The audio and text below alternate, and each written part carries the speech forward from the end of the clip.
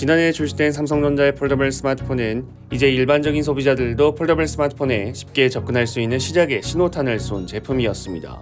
전작보다 쉽게 접근할 수 있는 제품이 될 수 있었던 가장 큰 원인은 저렴한 가격이라고는 할 수는 없지만 그래도 살만하다 느낄 수 있는 정도로 내려온 가격이 가장 크고, 방수를 비롯한 내구성의 개선과 S펜 지원 등 폴더블 스마트폰에서 기대하던 점들이 많이 충족되어 구매까지 이어질 수 있는 생각이 들 만한 제품이었습니다.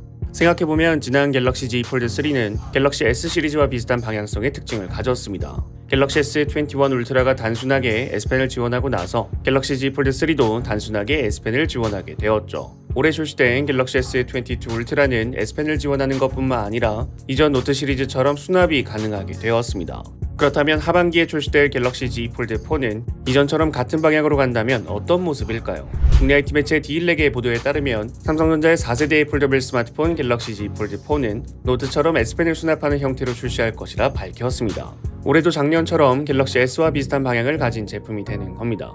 8인치 크기의 태블릿 PC는 모두 보급형 제품밖에 없는 삼성전자의 라인업에서 갤럭시 Z 폴드 3에서 S펜을 사용할 수 있다는 것은 가뭄의 단비 같은 존재였는데, S펜의 사용성을 증진하기 위해 휴대를 간편하게 하려고 하면 휴대하는 게 상당히 불편해지는 S펜 수납 케이스를 장착해야 했습니다. 하지만 갤럭시 Z 폴드 4에서 기본적으로 S펜 수납이 가능해진다면 케이스를 따로 장착할 필요가 없어지는 거죠. 그리고 S펜 수납 공간을 그냥 빈 공간으로 둘 수 없기 때문에 지금처럼 전용 S펜을 따로 구매할 필요 없이 기본 번들로 제공되는 것도 기대해 볼 수 있는 겁니다. 또한 D1렉의 보도 내용에 따르면 폴드 4의 디스플레이 크기는 외부 6.19인치, 내부 7.56인치로 외부 6.2인치, 내부 7.55인치였던 폴드 3와 비교하여 외부가 작아지고 내부가 커지지만 거의 차이가 없기 때문에 전체적인 외관 자체는 그렇게 큰 차이가 없지 않을까 생각됩니다.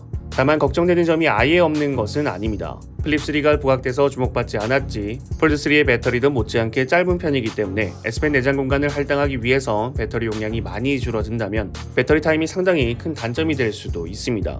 폴드4의 S펜 내장 소식은 이번에 처음 나온 것이 아닙니다. 폴드3의 출시 이후부터 계속해서 반복되고 있는 소식이기 때문에 과연 폴드4는 S펜과 배터리 두 마리의 토끼를 동시에 잡을 수 있을지 궁금해집니다. 추가적으로 D1렉의 보도 내용에 따르면 플립4의 외부 디스플레이는 1.9인치로 전작보다 커지고 내부 디스플레이는 6.7인치로 그대로 유지될 것이라 밝혔습니다.